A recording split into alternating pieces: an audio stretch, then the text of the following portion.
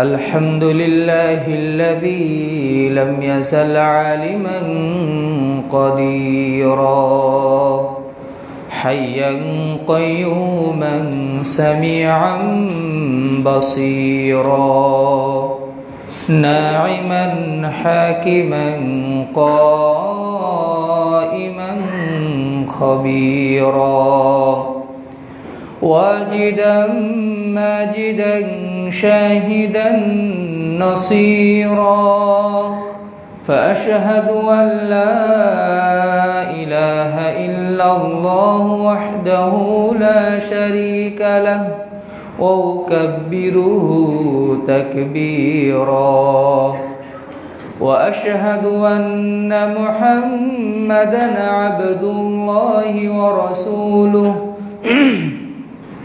الذي أرسله إلى الناس كافة بشيرا ونذيرا وداعيا إلى الله بإذنه وسراجا منيرا صلى الله تعالى عليه وعلى آله وأصحابه وأحبابه وأتباعه وأنصاره وأهل بيته أجمعين وسلم تسليما كثيرا كثيرا أما بعد فقد قال الله تعالى في القرآن المجيد فأعوذ بالله السميع العليم من الشيطان الرجيم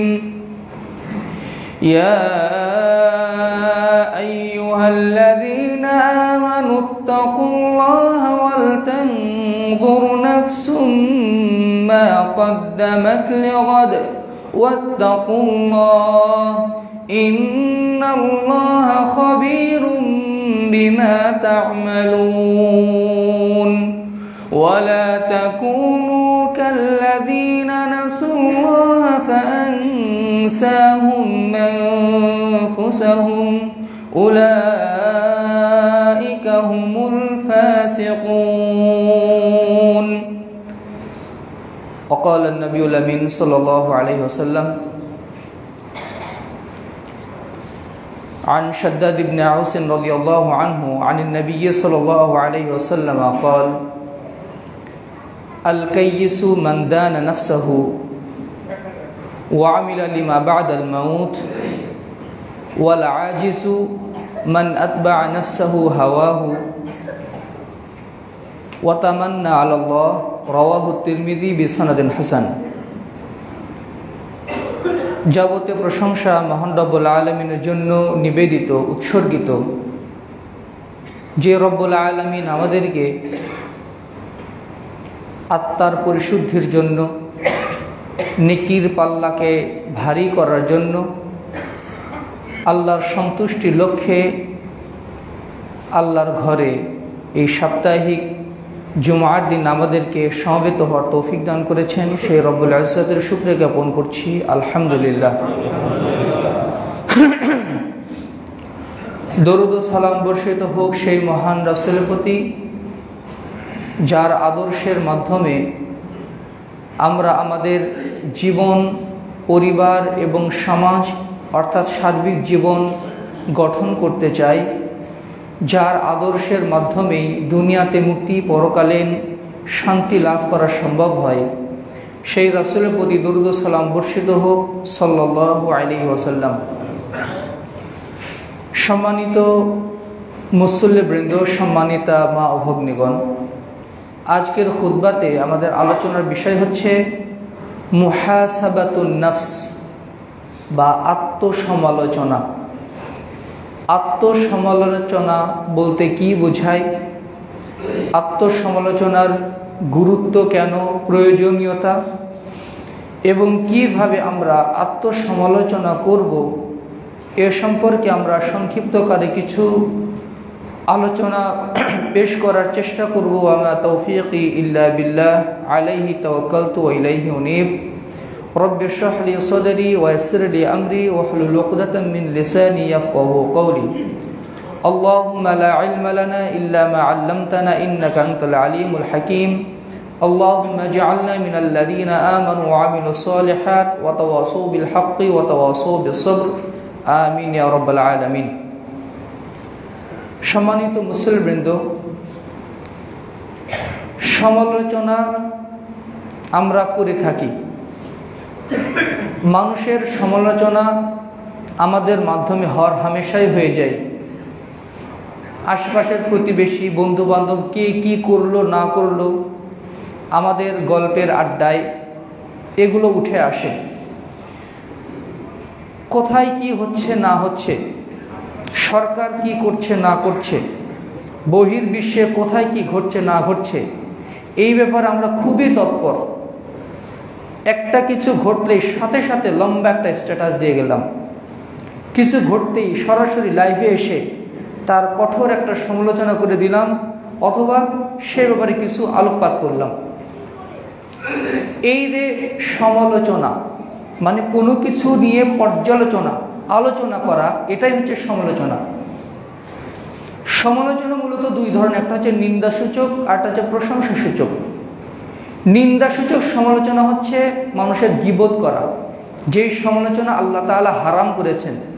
ওয়ালা ইয়াগতাব বা'দুকুম বা'দা, তোমাদের কেউ যেন আরেকজনের গীবত না করে, অর্থাৎ নিন্দনীয় সমালোচনা যেন না করে। এটা কোরআন এবং হাদিসে কঠোরভাবে নিষেধ করা হয়েছে। এখন এটা হারাম হওয়া সত্ত্বেও এই সমালোচনাটাই আমরা সবচেয়ে বেশি করে থাকি। আর যেটা প্রশংসাসূচক সমালোচনা মানে নিজের সমালোচনা করা, অথবা সমালোচনা বিভিন্ন গঠনমূলক সমালোচনা, সাহিত্য সমালোচনা, তারপরে মানে মানে একটা বিষয়কে কিভাবে আরো সুন্দর করা যায়। যারা সমাজ নেতা আছেন তারা পরস্পর সমাজের সমস্যাগুলো নিয়ে তারা পরস্পর পর্যালোচনা সমালোচনা করেন, যে কোথায় কি গ্যাপ আছে, এগুলো সমালোচনা। এগুলো কিন্তু প্রশংসনীয় সমালোচনা। তার চেয়েও গুরুত্বপূর্ণ সমালোচনা হচ্ছে আত্মসমালোচনা, মানে নিজের সমালোচনা করা, সেলফ ক্রিটিসিজম, সেলফ অ্যাকাউন্টেবিলিটি। আত্মসমালোচনা বা আত্মসমীক্ষা যেটা সবচেয়ে গুরুত্বপূর্ণ, সেটা সবচেয়ে কম করা হয়। এই আত্মসমালোচনা কি? আত্মসমালোচনা বলতে নিজেই নিজের হিসাব নেওয়া, নিজেই নিজের দোষ ত্রুটি খুঁজে বের করা, নিজেই নিজের জীবনকে এগিয়ে নেওয়ার চেষ্টা করা। আত্মসমালোচনাকে আরবিতে বলা হয় মুহাসাবাতুন নফস। মুহাসাবা, হিসাব গ্রহণ করা। মুহাসাবাতুন নফস মানে আত্মার হিসাব গ্রহণ করা, আত্মার হিসাব গ্রহণ করা। ইমাম আল মাওয়ারদি রাহিমাহুল্লাহ তার বিশ্বনন্দিত কিতাব আদাবুদ দুনিয়া ওয়াদ দ্বীনে তিনি আত্মসমালোচনার সংজ্ঞা দিয়ে বলেছেন, মা ইয়াতাসাফফাহুল ইনসানু ফি লাইলাতিন মা সাদারা মিন আফআলি নাহারিহি। মানুষ দিনের বেলায় কি করলো, রাতের বেলা ওটা খুঁটিয়ে খুঁটিয়ে দেখা। আজকে দিনের ভিতরে আমার কি কি কাজ হয়েছে, কয়টা ভালো কাজ করেছি, কয়টা খারাপ কাজ করেছি, এগুলো খুঁটিয়ে খুঁটিয়ে দেখা। ফাইন কানা মাহমুদান, কাজটা যদি প্রশংসনীয় হয়, ভালো হয়, আমওয়াহু, তাহলে ওটা চালিয়ে যায়, এই কাজ আমার আরো ভালো করে করতে হবে। ওয়াতবাহু বিমা শাকালাহু ফিমা দাহাহু, আর ভবিষ্যতে ওই কাজটা আরো সুন্দর করে কিভাবে করা যায় ওটাতে সে চেষ্টা করবে। ওয়াইন কানা মাযমুমান, আর যদি দেখা যায় আজকের দিনের এই কাজটা আমার ঠিক হয়নি, এটা ভুল হয়েছে, ইস্তাদরাকাহু ইন আমকানা, সাধ্য অনুযায়ী সেটা যেন আর পরবর্তীতে না হয় সেটা চেষ্টা করবে, ওটা থামিয়ে দিবে। ওয়ান্তাহা আন মিসলিহি ফিমা ফিল মুস্তাকবিল, আর ভবিষ্যতে ওই রকম কাজ যেন না হয় এই ব্যাপারে সে দৃঢ় সংকল্পবদ্ধ হবে। এটা হচ্ছে আত্মসমালোচনা। আত্মসমালোচনার নির্দেশ আল্লাহ তাআলা পবিত্র কোরআনে দিয়েছেন। সূরা হাশরের 17-18 নম্বর আয়াত আল্লাহ তাআলা বলছেন, ইয়া আইয়ুহাল্লাযীনা আমানুত্তাকুল্লাহ ওয়াল তানজুর নাফসুম মা কদ্দামাত লিগাদিন ওয়াত্তাকুল্লাহ ইন্নাল্লাহা খাবীরুম বিমা তা'মালুন। ইয়া আইয়ুহাল্লাযীনা আমানু, হে ঈমানদারগণ, ইত্তাকুল্লাহ, তোমরা আল্লাহকে ভয় করো, প্রকাশ্যে গোপনে সর্বদা আল্লাহকে ভয় করে চলো। ওয়াল তানজুর নাফসুন, প্রত্যেক আত্মার এটা দেখা উচিত, হিসাব করা উচিত। ওয়াল তানজুর নাফসুম মা কদ্দামাত লিগাদ, মা কদ্দামাত লিগাদ, ভবিষ্যতের জন্য সে কতটুকু পাঠিয়ে দিতে পেরেছে, অর্থাৎ আখিরাতের ব্যাংকে সে কতটুকু আমল রিজার্ভ করতে পেরেছে, সে কতটুকু নেকি উপার্জন করতে পেরেছে, পরকালে ভালো থাকার জন্য সে কতটুকু অগ্রিম পাঠাতে পেরেছে, এটা অবশ্যই তার ভেবে দেখা উচিত। সে যেন ভেবে দেখে, আমার এই সংক্ষিপ্ত জীবনে আমি কতটুকু আমল করতে পারলাম, এই অবস্থাতে যদি আমার মৃত্যু হয় আমি কি জান্নাত পাবো? এই অবস্থায় যদি আমার মৃত্যু হয় আমি কি কবর আযাব থেকে মুক্তি পাবো? আমি তো দুনিয়াতে বাঁচার জন্য কত কোটি কোটি টাকার ব্যাংক ব্যালেন্স করলাম, জমি কিনলাম, বাড়ি কিনলাম, কবরটাকে সাজানোর জন্য আমি কি আমল করেছি? আখিরাতের ব্যাংকে আমার জন্য কিছু কি জমা আছে? এই বিষয়গুলো নিয়ে প্রত্যেক আত্মাই যেন অবশ্যই চিন্তা ভাবনা করে, অন্তরের দৃষ্টি দিয়ে যেন সে এটা দেখার চেষ্টা করে। ওয়াল তানজুর নাফসুম মা কদ্দামাত লিগাদ ওয়াত্তাকুল্লাহ, তোমরা আল্লাহকে ভয় করো। ইন্নাল্লাহা খাবীরুম বিমা তা'মালুন, তোমরা কি কি করো না করো আল্লাহ কিন্তু সব কিছু জানেন, তোমাদের কার্যাবলী সম্পর্কে আল্লাহ সম্যক অবগত। ওয়ালা তাকুনু কাল্লাযীনা নাসুল্লাহা ফাআনসাহুম আনফুসাহুম, তোমরা ওই সব হতভাগ্যদের অন্তর্ভুক্ত হইও না, তাদের মতো হইও না যারা আল্লাহকে ভুলে গেছে, আল্লাহ তাদেরকে আত্মভোলা করে রেখেছেন। আল্লাহকে তারা ভুলে গেছে, আল্লাহ বলছে ঠিক আছে আমাকে তুমি ভুলেই থাকো, তুমি শয়তানেরই তাবেদারি করো, তুমি দুনিয়ারই পূজা করো, পরকালে তোমার জন্য শাস্তি আছে। আল্লাহকে তারা ভুলে গেছে, দুনিয়ার পিছনে ছুটছে, দুনিয়ার ক্ষমতার পিছনে, টাকা পয়সা, ব্যাংক ব্যালেন্স, অর্থাৎ দুনিয়ার জন্যই সে বুঁদ হয়ে পড়ে আছে, আখিরাতের জন্য সে কিছুই সঞ্চয় করছে না। আল্লাহ তাআলা আমাদেরকে দরদ ভরা কণ্ঠে উপদেশ দিয়ে বলছেন, খবরদার তোমরা ওই ব্যক্তিদের মতো যেন হইও না, ওই ব্যক্তিদের মতো হইও না। যারা ওই ব্যক্তিদের মতো হয়, যারা আল্লাহকে ভুলে যায়, দুনিয়া নিয়ে পড়ে থাকে, উলাইকা হুমুল ফাসিকুন, তারাই হচ্ছে ফাসিক, তারাই হচ্ছে পাপাচারী, তারাই হচ্ছে পাপিষ্ট, তারাই হচ্ছে নিকৃষ্ট প্রকৃতির লোক। যারা আল্লাহকে ভুলে থাকে, তাদের বাহ্যিক লেবাস, পোশাক, চেহারা সুরত দেখলে খুব ভালো মনে হতে পারে, কিন্তু আল্লাহর দৃষ্টিতে তারা নিকৃষ্ট প্রকৃতির লোক, যারা আল্লাহকে ভুলে থাকে। আর যারা আল্লাহকে নিয়ে, আল্লাহর সৃষ্টিকে নিয়ে, নিজের আত্মসমালোচনা নিয়ে চিন্তা ভাবনা করে, হয়তোবা তার শরীরটা উস্কো খুস্কো, মুখ দেখলে মনে হয় মুখে তেল মানে কিছুই লাগাই না, কিন্তু তাকে দেখলে কিছুই মনে হয় না, কিন্তু আল্লাহর কাছে সেই হচ্ছে উত্তম এবং সেই হচ্ছে প্রকৃত বুদ্ধিমান মানুষ। পোশাক দিয়ে আর টাকা পয়সা আর দুনিয়ার সম্মান মর্যাদা, আল্লাহ এগুলোর কোনোই মূল্য দেন না। ইন্নাল্লাহা লা ইয়ানজুরু ইলা সুওয়ারিকুম ওয়া আমওয়ালিকুম ওয়ালাকিন ইয়ানজুরু ইলা কুলুবিকুম ওয়া আমালিকুম। আল্লাহ তাআলা তোমাদের চেহারা সুরত দেখেন না, জিম করে কার শরীরটা সুন্দর হয়েছে, আর কে ফর্সা, আর কে কত লম্বা আর নাদুস নুদুস, আল্লাহ এটা দেখেন না।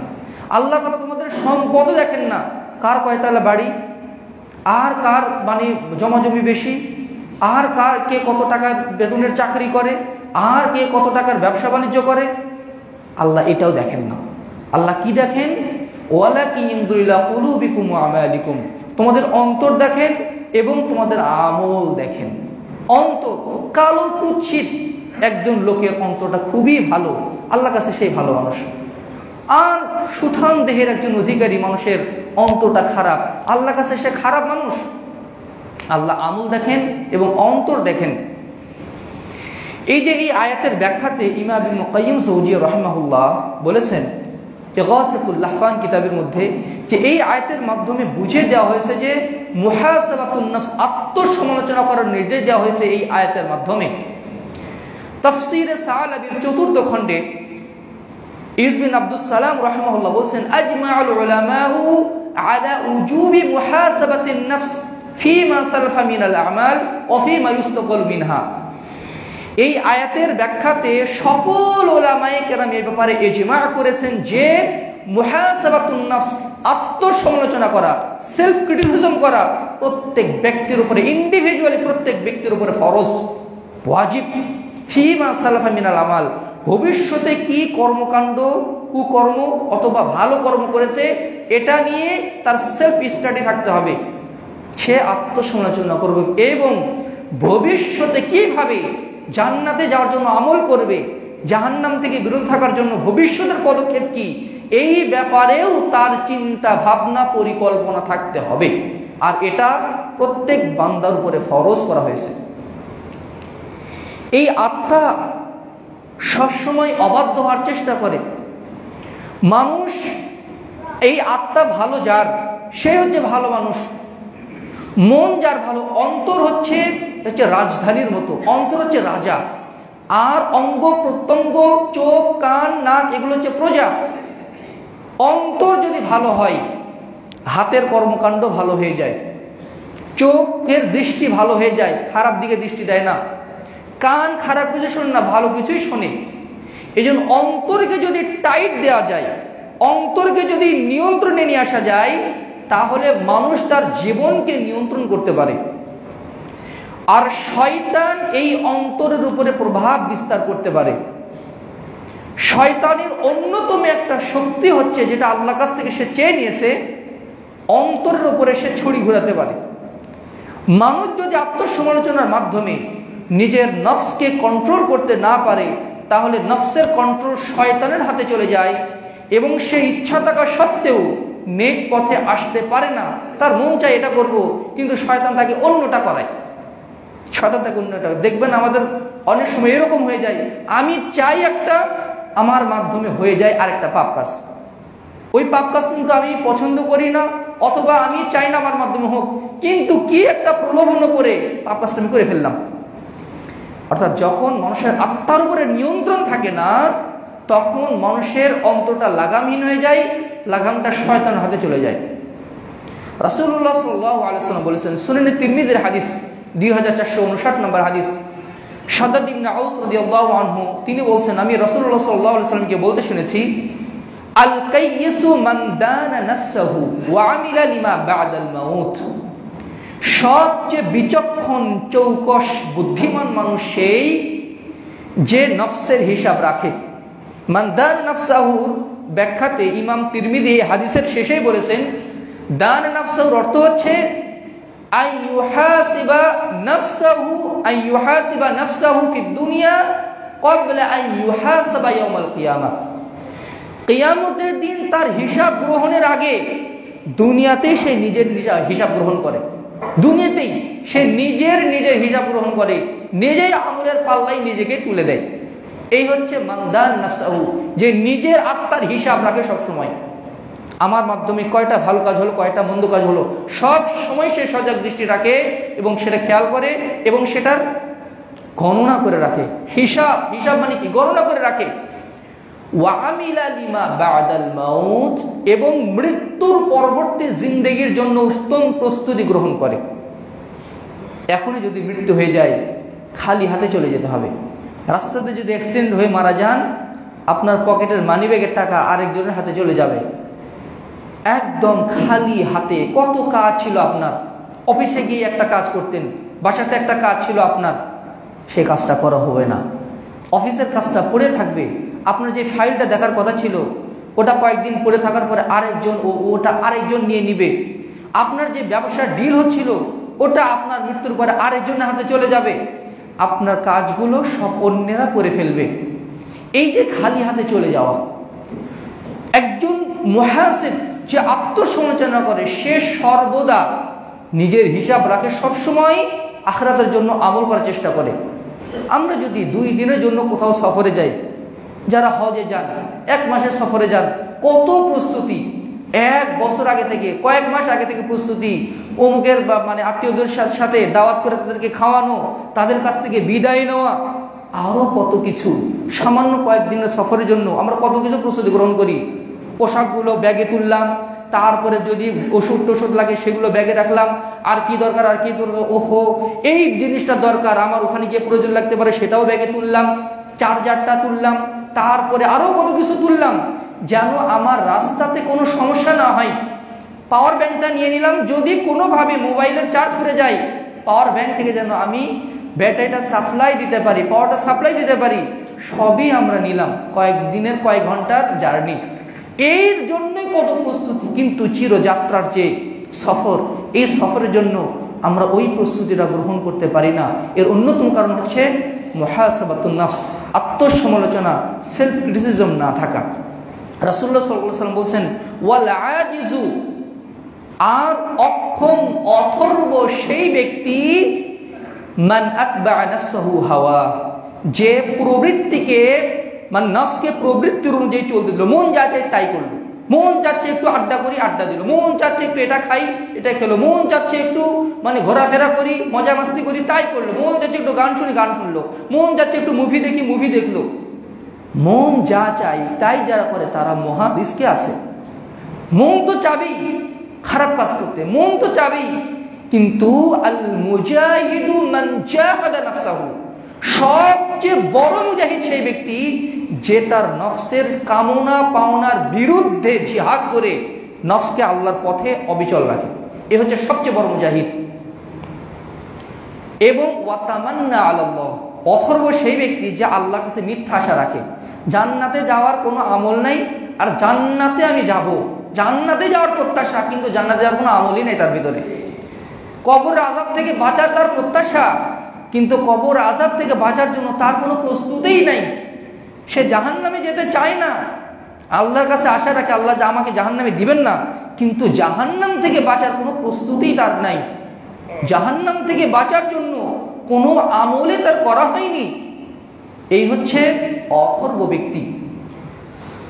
ওমর ইবনে খাত্তাব রাদিয়াল্লাহু আনহু বলছেন, ইমাম ইবনে আবি দুনিয়ার একটা বিখ্যাত কিতাব আছে মুহাসাবাতুন নফস, দ্বিতীয় 22 নম্বর পৃষ্ঠায় এসেছে, এবং ইমাম আহমদ ইবনে হাম্বলের কিতাব যুহুদের 99 নম্বর পৃষ্ঠায় এসেছে।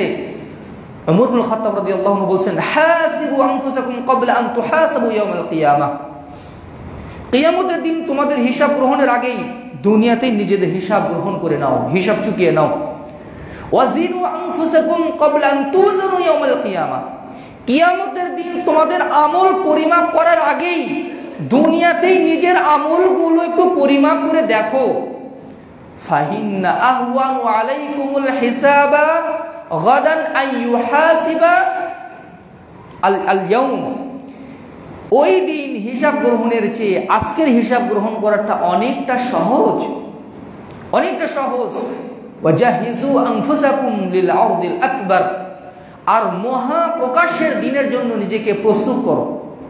ইয়াউমাইদিন তুরাদুনা লা তাখফা মিনকুম খাফিয়া, সেই দিন কোনো কিছুই গোপন থাকবে না, সব কিছু প্রকাশ করে দেওয়া হবে, ছোট বড় যা কিছু ছিল সব প্রকাশ করে দেওয়া হবে। ওই দিনের জন্য প্রস্তুত থাকো। কত মানুষ চিৎকার করবে, কত মানুষ হাহুতাশ করবে। ওই দিন তোমার আমলের হিসাব গ্রহণ করা হবে, তোমার নামটা কাফেরদের খাতায় আসবে, মানে মানে পাপিষ্ঠদের খাতায় আসবে, নাকি তোমার নেককার বান্দাদের খাতায় আসবে, একটু চিন্তা ভাবনা করে দেখো। মানুষ যদি একটু চিন্তা ভাবনা করে তার আত্মার সংশোধন হয়, কিন্তু আমরা তো চিন্তা ভাবনাই করি না। আমরা নিজেদেরকে পেয়ারে বান্দা মনে করি, সামান্য একটু আমল করলে মনে করি আলহামদুলিল্লাহ আমি তো অনেক ভালো কাজ করছি। একটু যদি চিন্তা করে দেখতাম তাহলে দেখতাম আমি যতটুকু ভালো কাজ করছি তার চেয়ে আমার খারাপ কাজই বেশি, খারাপ কাজই আমার বেশি।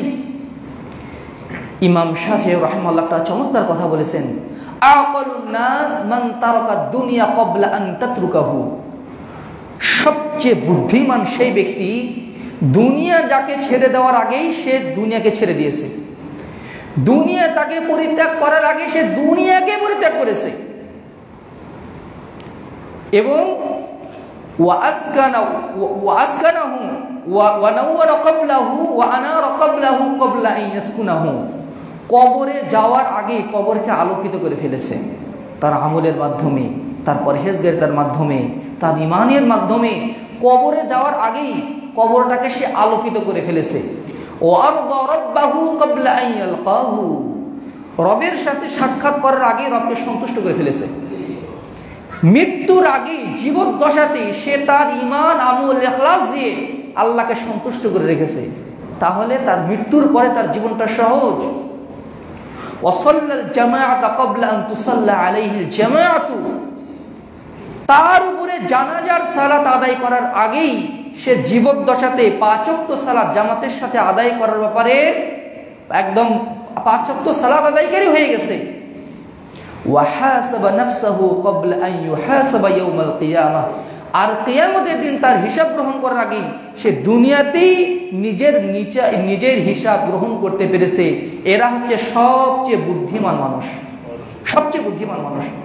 ফাইনাল ইয়াউমা আমালুন লা হিসাবা ওয়া গাদান হিসাবুন লা আমালা, আজকে শুধু হিসাব গ্রহণ করা যায়, এখানে আমল করা যায়, এখানে হিসাব কেউ নেবে না। 5 ওয়াক্ত সালাত আদায় করেছেন কিনা, পাপ কাজ কেন করলেন না করলেন, কেউ হিসাব গ্রহণ করবে না। এখানে শুধু আমল করার জায়গা, আর আখিরাত হচ্ছে শুধু হিসাব গ্রহণ করার জায়গা, শুধু হিসাব নেওয়া হবে, ওখানে আমল করার সুযোগ নেই। মানুষের নফস, যারা আত্মসমালোচনা করে না, তাদের নফসটা শয়তানের দাসত্বে চলে যায়, শয়তানের আয়ত্তে চলে যায়, শয়তান তাকে পরিচালনা করে।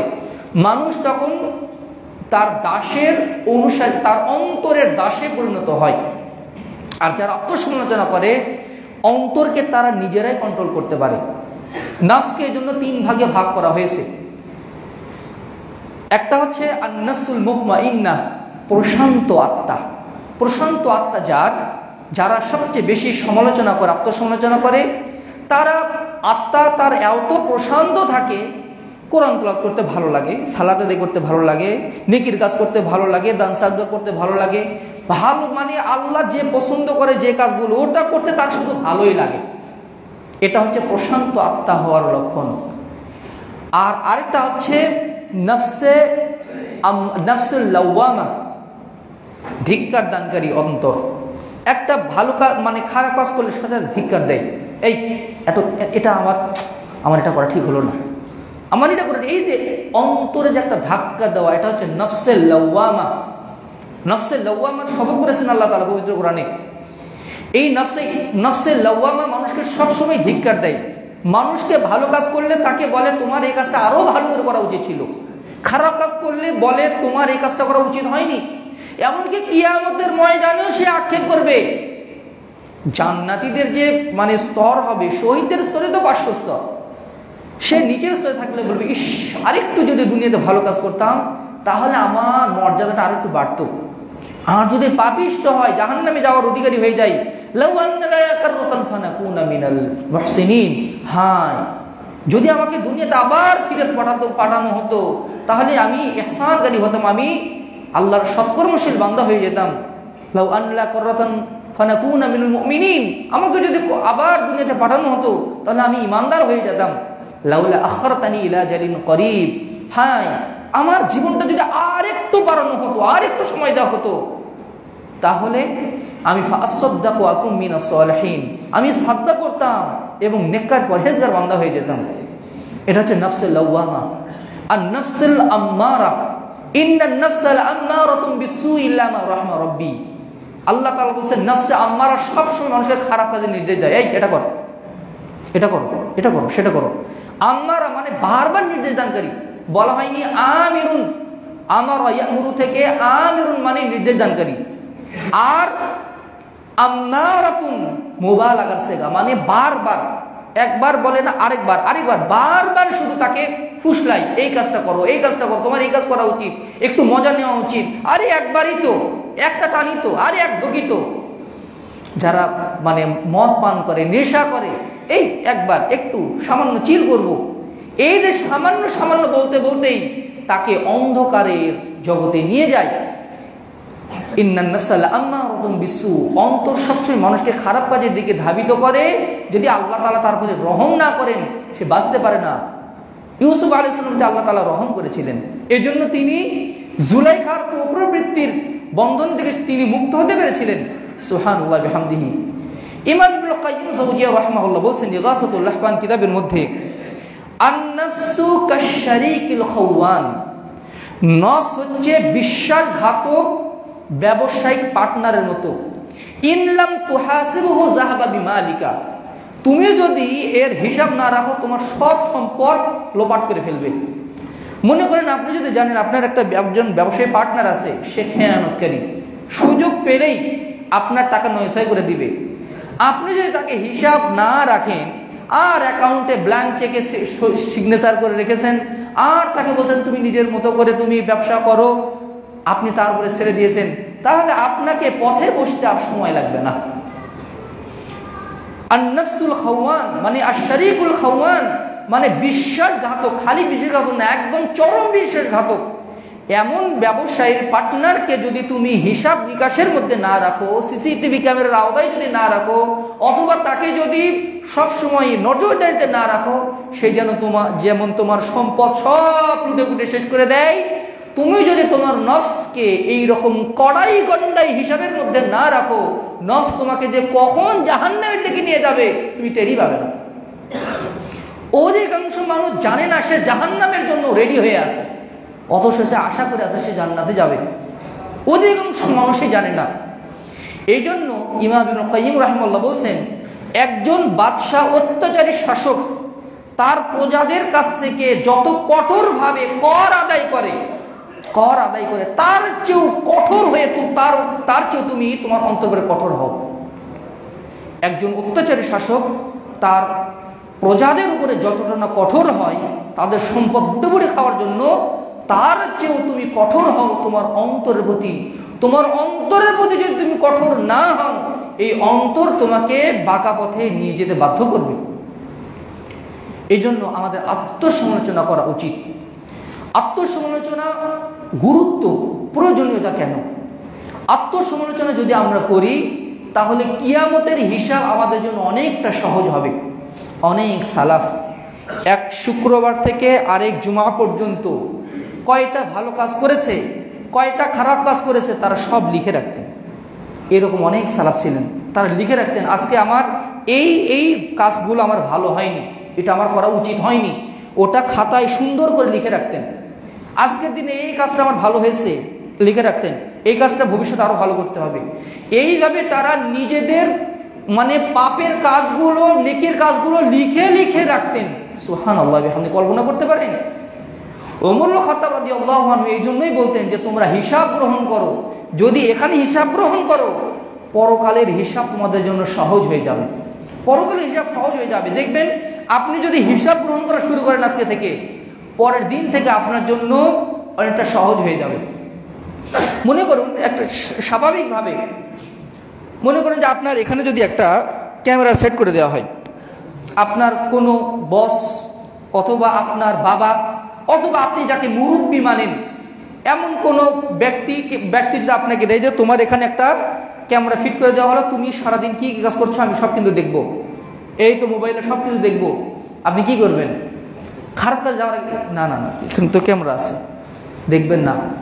অথচ যার ভয়ে আপনি এটা করছেন সে কিন্তু আপনাকে ওই রকম কিছুই করবে না, অথবা আপনাকে শাস্তিও দিতে পারবে না আল্লাহ যেভাবে শাস্তি দিবেন, আপনাকে এত পুরস্কৃত করতে পারবে না যেভাবে আল্লাহ তাআলা পুরস্কৃত করবেন।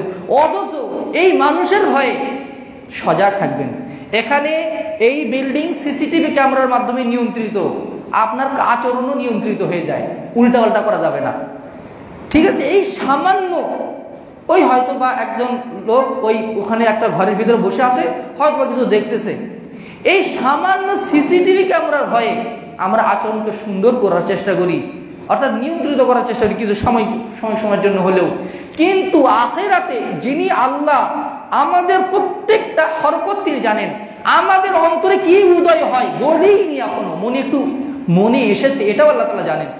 মনে কি উদয় হবে, মনে উদয় হওয়ার আগেও যেটা উদয় হওয়ার আগের যে অবস্থা কি আমার মনে উদয় হবে সেটাও আল্লাহ তাআলা জানেন। ওই আল্লাহকে আমরা ভয় করতে পারি না, ওই আল্লাহকে আমরা ভয় করতে পারি না। মুহাসাবাতুন নাফস যারা করে তারা অন্তরের মানে তাদের হিসাবটা সহজ হয়, তার নিজেদেরকে নিয়ন্ত্রণ করতে পারে। যারা মুহাসাবাতুন নাফস আত্মসমালোচনা করে তাদের অন্তরের রোগ সেরে যায়। মানুষের শারীরিক রোগ ব্যাধির চেয়েও মানুষের অন্তরের রোগ ব্যাধি মারাত্মক। শারীরিক রোগ ব্যাধি হলে আপনি খুব জোর কি হবেন, মারা যাবেন, খুব জোর মারা যাবেন, এর চেয়ে বেশি কিছু হবে না। উপরন্তু ওই ব্যক্তি যদি ইমানদার হয়, যে রোগে মারা গেল সে যদি ইমানদার হয়, এই রোগের কারণে সে শহীদের মর্যাদা পেয়ে যেতে পারে। পেটের পীড়ায় মারা গেলে সে শহীদ, সে যদি ক্যান্সারের রোগে মারা যায় সে শহীদ। এগুলো হাদিস দ্বারা প্রমাণিত।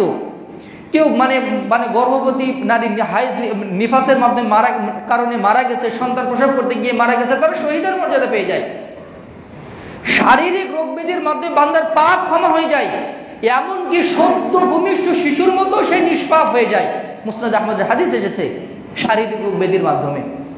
আর এই শারীরিক রোগ ব্যাধি হলেই বাংলাদেশের ডাক্তার আমার চিকিৎসা করতে পারছে না, আমাকে ইন্ডিয়া যেতে হবে, না না ইন্ডিয়া হবে না, সিঙ্গাপুর যেতে হবে। শরীরটাকে একটু ভালো রাখার জন্য কত ভালো ভালো ওষুধ, আর ইন্টারনেটে ঘাটাঘাটি করে কিন্তু শেষ করে দেয়। অমুকের কাছে পরামর্শ, অমুকের কাছে পরামর্শ, ভাই আমার এই সমস্যা, অথবা আমার স্ত্রীর প্রবলেম, অথবা আমার বাবুর এই সমস্যা, কোন ডাক্তারের কাছে গেলে সবচেয়ে ভালো চিকিৎসা পাবো? একজনের কাছে পরামর্শ, না এটা মনে হয় ভালো হচ্ছে না, আরেকজনের কাছে পরামর্শ নেই। কিসের জন্য? এই শরীরটাকে একটু ভালো রাখার জন্য। এই শরীরের চেয়েও শতগুণে গুরুত্বপূর্ণ হচ্ছে আমাদের অন্তর। এই অন্তর যদি অসুস্থ হয়ে যায়, আর এই অন্তর অসুস্থ অবস্থায় যদি কেউ মৃত্যুবরণ করে, তাহলে তার জাহান্নাম ছাড়া কোনো গত্যন্তর থাকবে না। অথচ এই অন্তরে খাদ্যদানের ব্যাপারে আমরা গাফেল, এই অন্তরের চিকিৎসার ব্যাপারে আমরা গাফেল। শরীরে কয়েকদিন খাবার না দেন, ভিটামিন না দেন, শরীর শুকে যাবে, শরীর শুকে যাবে, শরীর দুর্বল হয়ে যাবে। অনুরূপভাবে অন্তরের খাদ্যের প্রয়োজন হয়। অন্তরকে যখন খাদ্য না দেওয়া হয়, অন্তর দুর্বল হয়ে যায়, ইবাদতের শক্তি হারিয়ে ফেলে, ইবাদতের মনোযোগ হারিয়ে ফেলে। এই অন্তরে আমাদের দেহকে নিয়ন্ত্রণ করে। মুহাসাবাতুন নাফস যারা করে তাদের অন্তরকে আল্লাহ তাআলা সুস্থ করে দেন, সুস্থ করে দেন। মুহাসাবাতুন নাফস কেন করা প্রয়োজন? তার অন্যতম প্রয়োজন হচ্ছে এর মাধ্যমে নিজের ভুল ত্রুটিগুলো নিজের কাছে ধরা পড়ে। আপনি যদি আজকেই যদি আপনি রাতের বেলা একটু চিন্তা ভাবনা করেন, আজকে আমার সকাল থেকে নিয়ে এই পর্যন্ত আমার মাধ্যমে কি কি হয়েছে, 5 মিনিট একটু চোখ বুজে চিন্তা ভাবনা করে দেখেন, দেখবেন যে আপনার এমন অনেক ভুল ত্রুটি আপনার চোখে পড়বে, যেগুলোর ব্যাপারে আপনি হরহামেশা এমনি করে থাকেন। একটু যদি 5 মিনিট 10 মিনিট একটু যদি সময় দেওয়া যায়, নিজের অনেক ভুল ত্রুটি নিজের কাছে ধরা পড়বে। হাসান বসরি রাহিমাহুল্লাহ বলছেন, ওয়াল্লাহি ইন্নাল মুমিনা তারাহু আন ইয়ালুমা নাফসু আন ইউহাসিবা নাফসাহু ফি কুল্লি হালাতিহি। আল্লাহ কসম করে বলছে, তুমি মুমিন বান্দাকে এমন পাবে যে সব সময় প্রত্যেক হালতে হালতে, শ্বাস প্রশ্বাসে, নিঃশ্বাসে নিঃশ্বাসে সে নিজের নফসের হেফাজত করে। বাজারে গেলেই সে তার নফসকে বলে, এই কোনো হারাম দৃষ্টি যাচ্ছে কিনা, কোনো অন্যায় কিছু শোনা হচ্ছে কিনা, হারাম কিছু আমি মোবাইলে দেখছি কিনা। অন্তরকে সবসময় একটা বাইন্ডিং এর মধ্যে রাখে, সবসময় একটা পর্যবেক্ষণের মধ্যে রাখে। ইয়ালুমু নাফসাহু ওয়া ইয়ানদুমু ওয়া ইয়ালুমু নাফসাহু, সবসময় অনুশোচনা করে, সবসময় তাকে পর্যবেক্ষণ রাখে। যদি ভুল কাজ হয়, সাথে আস্তাগফিরুল্লাহ, একটা হারাম দৃষ্টি পড়ে গেছে, এটা সবসময় সে নিজেকে মানে ওই পর্যবেক্ষণের মধ্যে রাখে। আর ফাজের ব্যক্তি ইউমদি নাফসাহু ওয়ালা মানে ইউমদি মানে সে নিজেকে ছেড়ে দেয়, ওয়ালা ইউআতিবু নাফসাহু, অন্তরের খোঁজ খবর রাখে না। অন্তর কোন দিকে দৃষ্টি দিল, অন্তর চোখকে কোন দিকে কমন করলো দৃষ্টি দেওয়ার জন্য, আর অন্তর কি শুনতে মন চাইলো, আর হারাম ইনকাম কোনো কিছুকে সে ধারে না। নিজের ভুল ত্রুটি তার কাছে ধরা পড়ে না। আরেকটি উপকারিতা হচ্ছে, মুহাসাবাতুন নাফস করলে নিজের অহংকার চূর্ণ বিচূর্ণ হয়ে যায়, নিজের অহংকার চূর্ণ বিচূর্ণ হয়ে যায়। আবু দারদা রাদিয়াল্লাহু আনহু, আবু দারদা রাদিয়াল্লাহু আনহু বলছেন, ওয়াল্লাহি আল্লাহর কসম করে বলছি, লা ইয়াকুনু রাজুলু ফাকিহুন কুল্লাল ফিকহি হাত্তা ইয়ামকুতান নাস ফি জামবিল্লাহ ওয়া ইয়ারজিউ ইলা নাফসিহি ওয়া ইয়াকুনু লাহা আশাদ্দু মাক্তা। আল্লাহর কসম, ওই ব্যক্তি প্রকৃত সমঝদার নয়, প্রকৃত ফকিহ, বুদ্ধিমান নয়, যে মানে নিজের উপর আত্মসমালোচনা করে না। সে যদি আত্মসমালোচনা করে আল্লাহর ইবাদতের ক্ষেত্রে মানুষের দিকে যদি তাকায় এবং নিজের দিকে তাকায়, তাহলে তার মনে হবে মানুষের মধ্যে থেকে আমি সবচেয়ে ইতর শ্রেণীর মানুষ, আমি সবচেয়ে নিকৃষ্ট প্রকৃতির মানুষ। আত্মমুগ্ধতা তার অন্তরের মধ্যে কখনোই বাসা বাঁধবে না। মুহাম্মদ ইবনুল ওয়াসি রাহিমাহুল্লাহ, তিনি ছিলেন তার সময়কার সবচেয়ে বড় জাহেদ, দুনিয়া বিমুখ আলেম, মুহাদ্দিস, ফকিহ। তিনি বলতেন মাঝে মাঝে আক্ষেপ করে, লাউ কানা লিয-যুনুবি রিহুন মা কাদারা আহাদুন আন ইয়াজলিসা ইলাইয়া, যদি পাপের দুর্গন্ধ থাকতো, আল্লাহর কসম আমার এত পাপ হয়ে গেছে, পাপের যদি দুর্গন্ধ থাকতো কোন মানুষ আমার পাপের দুর্গন্ধ আমার কাছে বসতে পারতো না। নিজেকে এত নিকৃষ্ট প্রকৃতির মনে করতেন, অথচ তিনি ছিলেন ওই সময়কার সবচেয়ে বড় মুহাদ্দিস মুহাম্মদ ইবনুল ওয়াসি রাহিমাহুল্লাহ। আরেকজন সালাফ, তিনি আরাফার ময়দানে গিয়ে দোয়া করতেন, আল্লাহ আমি তোমার এত খারাপ বান্দা, আমার পাপের কারণে এই সমবেত মানুষের দোয়াকে আপনি ফিরিয়ে দিবেন না। সুবহানাল্লাহ বিহামদিহি। মানুষ যদি নিজের আত্মসমালোচনা করে, নিজেকে কখনোই সে জান্নাতি বান্দা ভাবতে পারবে না, নিজেকে কখনোই সে এখনই মানে আল্লাহর পেয়ারি বান্দা মনে করতে পারবে না। তার মনে হবে আমার মধ্যে অনেক ত্রুটি আছে, তার মনে হবে না ওই ভাইয়ের চেয়ে আমার আমল কম, আমার চেয়ে ওই ব্যক্তির চেয়ে আমার পাপ বেশি, তার কাছে এটাই মনে হবে।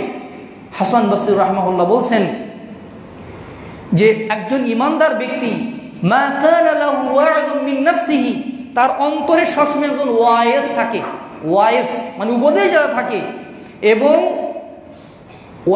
মানে ওয়াইহাসিবু নাফসাহু মিন হাম্মি, প্রত্যেকটা চিন্তা চেতনায় সে অন্তরের মানে হিসাব নিকাশ রাখে।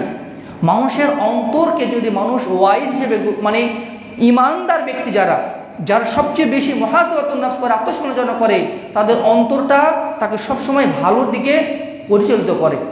যারা আত্মসমালোচনা করে তাদের ভুল ত্রুটি তারা নিজেরাই সংশোধন করে নিতে পারে, নিজের ভুল ত্রুটি নিজের কাছেই ধরা পড়ে।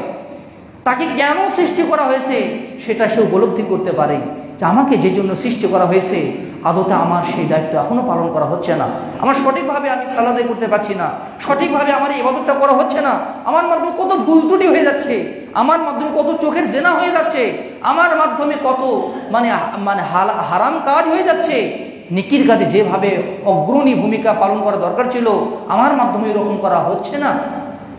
সে যদি একটু চিন্তা ভাবনা করে সব কিছু ঠিক তার কাছে ধরা দিবে। এই মুহাসাবাতুন নাফস আমরা কিভাবে শুরু করব? মুহাসাবাতুন নাফস শুরু করতে হবে প্রথমে ফরজ আমলের হিসাব দিয়ে, যে আজকে 5 ওয়াক্ত ফরজ সালাত, আমার 5 ওয়াক্ত ফরজ সালাত ঠিক আছে কিনা, যেটা ফরজ ইবাদত এটার আগে হিসাব গ্রহণ করতে হবে। এটা করতেই হবে আপনাকে আমাকে। যদি আমরা না করি তাহলে আমাদের অন্তর আমাদেরকে পথভ্রষ্ট করে ফেলবে।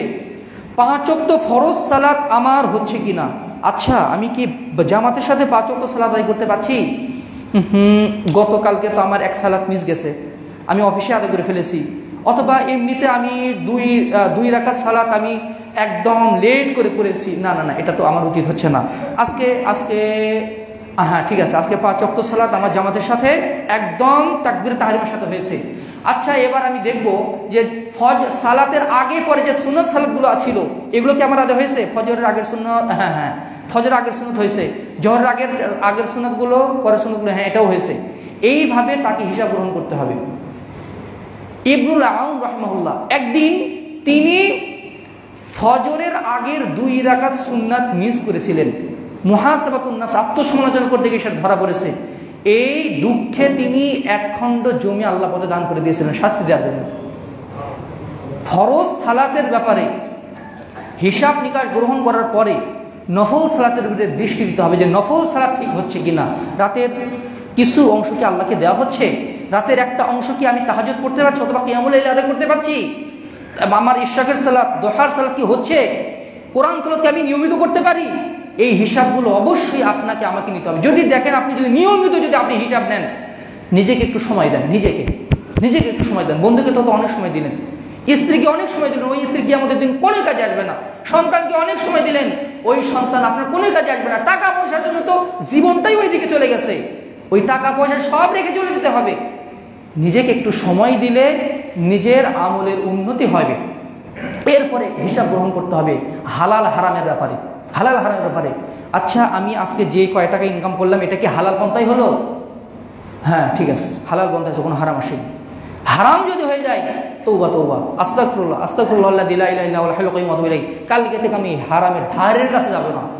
কারো কাছ থেকে যদি আত্মসাৎ করে থাকি তাকে ওটা ফিরিয়ে দেব। অঙ্গ প্রত্যঙ্গের হিসাব দেব। আজকে আমি এই চোখ দিয়ে কি ভালো জিনিস দেখেছি নাকি খারাপ জিনিস দেখেছি, এটা অবশ্যই আপনাকে আমাকে পর্যালোচনা করতে হবে। এই হাতের মাধ্যমে কি আজকে ভালো কাজ করা হয়েছে নাকি খারাপ কাজ করা হয়েছে? পায়ের মাধ্যমে আজকে আমি হালাল পথে হেঁটেছি নাকি হারাম পথে হেঁটেছি? এই বিষয়গুলো আমাকে আপনাকে চিন্তা ভাবনা করতে হবে। নিয়তের খোঁজখবর রাখতে হবে। নিয়ত এত গুরুত্বপূর্ণ। প্রত্যেক আমল তো নিয়তের উপরে নির্ভরশীল। হাসান বসরি রাহিমাহুল্লাহ বলছেন, রাহিমাল্লাহু আবদান আমসাকা ইনদা কুল্লি হাম্মি, ওই ব্যক্তির প্রতি আল্লাহ রহম করুক, প্রত্যেক কাজের শুরু তাকে নিয়তের খোঁজ নেই। ইন কানা লিল্লাহ, যদি কাজটা দেখে যে হ্যাঁ আল্লাহর জন্যই করছি, মানে আমওয়াহু, তখন ওই কাজটা করে। ওয়া ইন কানা লিগাইরিল্লাহ, যখন দেখে যে না এটা আল্লাহর জন্য হচ্ছে না, একনিষ্ঠভাবে লোক দেখানোর জন্য হয়ে যাচ্ছে, তখন সেটা সাথে সাথে পরিত্যাগ করে ফেলে। তবে হ্যাঁ, ফরজ ইবাদতের ক্ষেত্রে লোক দেখানোর অনুভূতি আসলেও করে ফেলতে হবে। আমি ফজরে জামাতে যাব, লোকজন বলবে যে ফজর সালাত আদায় করে, না আমি বাড়িতে আদায় করি, এটা কিন্তু হবে না। ফরজ সালাতের ক্ষেত্রে অবশ্যই লৌকিকতার ওই মানসিকতা আসলেও করতে হবে, ওটা করে ফেলতে হবে। নিয়তের যদি হিসাব নেন আপনি অনেক কিছুই পেয়ে যাবেন নিজের কাছে।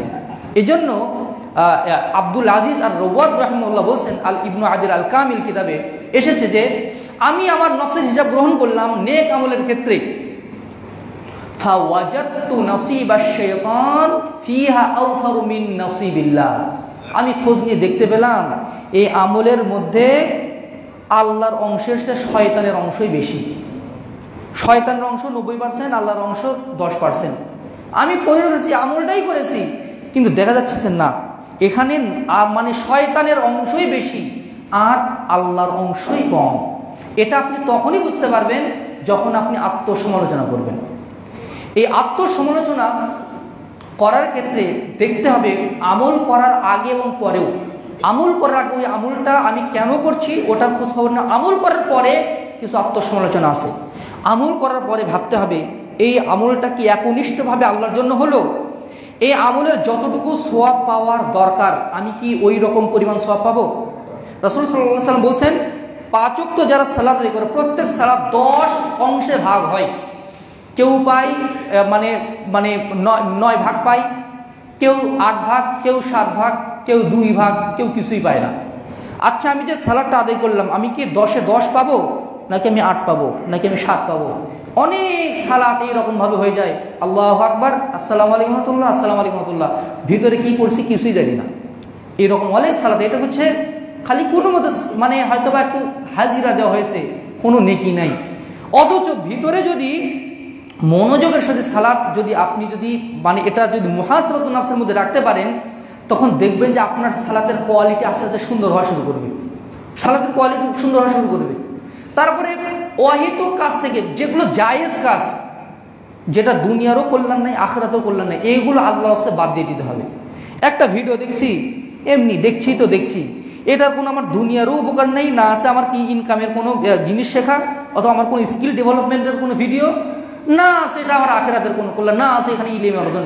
আন্দাজে একটা ভিডিও দেখে সময়গুলো পার করছি।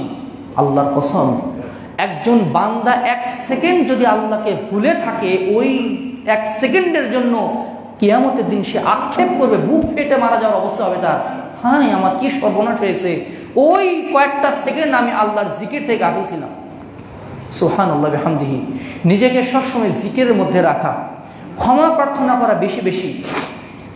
আর এই আত্মসমালোচনার যোগ্যতা মানুষ হারিয়ে ফেলে মোট 4টা কারণে।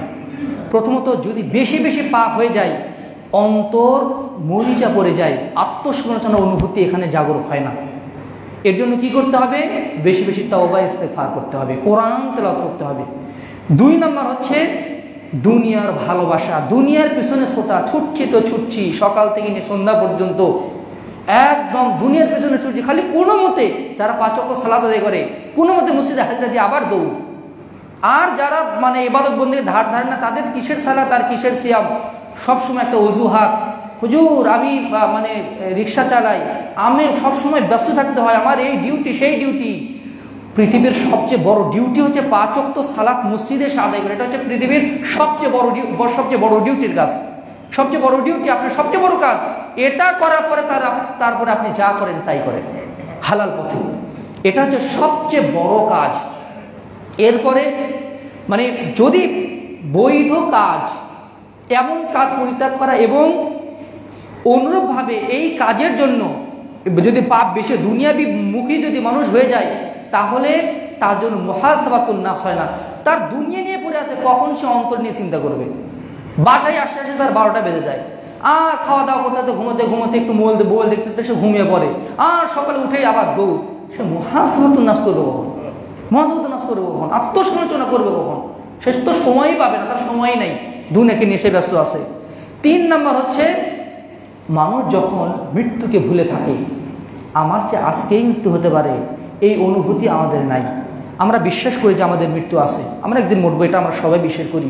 সাথে সাথে এটাও বিশ্বাস করি মৃত্যু হয়তো বা মরবো, তবে আরেকটু পরে মরবো, এত সকালেই মরবো, আরও কিছু কাজ আছে, কিছু ব্যবসা বাণিজ্য আছে, সন্তানদেরকে বড় করতে হবে, আরও কত স্বপ্ন। কিন্তু এই মুহূর্তে যদি আমার মৃত্যু হয়ে যায়, আমার কি হবে? আমার কবরের কি হবে? আমার হাসর নাসর কি হবে? আমার স্ত্রী, পরিবার, পরিজন, একজন পিতৃহারা হয়ে যাবে, স্বামীহারা হয়ে যাবে, আর আমি কি আমল নিয়ে আল্লাহর সামনে দাঁড়াবো? মুনকার নাকিরের সামনে আমি কোন মুখ নিয়ে আমি উত্তর দেব? এই চিন্তা ভাবনা যদি মানুষ না করে, তার জীবনের লাগাম ধরে রাখা আদৌ সম্ভব নয়। মৃত্যুর ভাবনা, আখিরাতের ভাবনা কোনো বান্দার অন্তরে যদি না আসে, ওই বান্দার লাগামহীন জীবনকে নিয়ন্ত্রণ করা আদৌ সম্ভব নয়। এই জন্য নিজের মৃত্যুকে নিয়ে ভাবাও হচ্ছে ইবাদত, চিন্তার ইবাদত। এই ইবাদত প্রত্যেক দিন আমাদের করা উচিত। সালাফগণ নিজেকে শাস্তি দিতেন। ওমর ইবনে খাত্তাব রাদিয়াল্লাহু আনহু আত্মসমালোচনা করতে গিয়ে ঘরের দরজা, জানালা, হাসান সাহেব বর্ণিত হয়েছে, জানালা দরজা বন্ধ করে দিয়ে মাটিতে পা মেরে বলতেন, এই ওমর, জান্নাতে যাওয়ার জন্য তুমি কতটুকু আমল করেছো? এই ওমর, জাহান্নাম থেকে বাঁচার জন্য তুমি কতটুকু আমল করেছো? খুব তো তুমি আমিরুল মুমিনিন হয়ে গেছো, খুব তো তুমি মানুষের মানে খলিফা হয়ে গেছো, জান্নাতে যাওয়ার জন্য কতটুকু আমল করেছো? হে ওমর, বল আমল। এইভাবে নিজেকে ধিক্কার দিতেন, জানালা দরজা মানে লাগিয়ে দিয়ে। আব্দুল্লাহ ইবনে ওমর রাদিয়াল্লাহু আনহু এইভাবে মুহাসাবাতুন নাফস, আত্মসমালোচনা করতেন। একদিন জামাত ছুটে যাবার কারণে তিনি আল্লাহ পথে দান করে দিয়েছিলেন। সুফাইন ইবনে উয়াইনা রাদিয়াল্লাহু আনহু রাহিমাহুল্লাহ, তিনি মানে ওর নফসকে শাস্তি দিতেন। যদি কোনো পাপ ধরা পড়তো, সাথে নিজেকে শাস্তি দিতেন। আব্দুল্লাহ ইবনে ওমর যদি দেখতেন যে কোনোদিন আমার সারাত জামাতের সাথে হয়নি, ওই পরের দিন নফসকে কষ্ট দেওয়ার জন্য সারা রাত জেগে জেগে ইবাদত করেছেন, কষ্ট পাপ। সুবহানাল্লাহ বিহামদিহি ওয়া সুবহানাল্লাহিল আযীম। অনেকেই আছেন যারা মানে সুফাইন ইবনে উয়াইনা রাহিমাহুল্লাহ, তিনি বলছেন, আমি একবার চিন্তায় আমি নফসকে শাস্তি দেওয়ার চেষ্টা করলাম যে আমি যদি একবার গীবত করে ফেলি, আমি 1 দিরহাম করে আমি একটা করে সিয়াম রাখবো। দেখি আমি গীবতও করি আবার সিয়ামও রাখি। পরে আমি না, এইভাবে হবে না, আমি একটা করে পাপ যদি গীবত করে ফেলি, তাহলে আমি 1 দিরহাম করে আমার দিনার করে দান করব, 1 দিরহাম করে দান করব। তাহলে দেখি আমি গীবত করি আবার টাকাও দান করি, গীবত করি টাকা, আর এক পর্যায়ে টাকা থাকে না, আবার টাকার মহব্বতে পরে এক সময় বাধ্য হয়ে আমি গীবতকে ছেড়ে দিয়েছি। আমরা যদি নিয়ত করি, আমার যদি একটা পাপ হয়ে যায়, 500 টাকা দান করে দেবো, 100 টাকা আমি দান করে দেবো নিজের নফসকে শাস্তি দেওয়ার জন্য, তাহলে দেখবেন যে আমাদের আচরণ অনেক নিয়ন্ত্রণ হয়ে যাবে ইনশাআল্লাহ। আমাদের আচরণ বলগাহীন হওয়ার কারণে, মনে বিশ্বাস করেন, আমাদের আচরণ খারাপ হওয়ার কারণে আমাদের পরিবারে অশান্তি, আমাদের আচরণ খারাপ হওয়ার কারণে আমাদের সমাজে অশান্তি। আমরা যদি ভালো মানুষ হয়ে যাই, পরিবার ভালো হবে, পরিবারের শান্তির সুবাতাস প্রবাহিত হবে, সমাজে শান্তি চলে আসবে ইনশাআল্লাহ। আল্লাহ আমাদের সংশোধন করুন, আল্লাহুম্মা আমিন। আকুলু কাওলি হাযা ওয়া আস্তাগফিরুল্লাহ ওয়া লাকুম ওয়া লিসাইরিল মুসলিমিন ফাস্তাগফিরুহু ইন্নাহু গফুরুর রহিম। জি,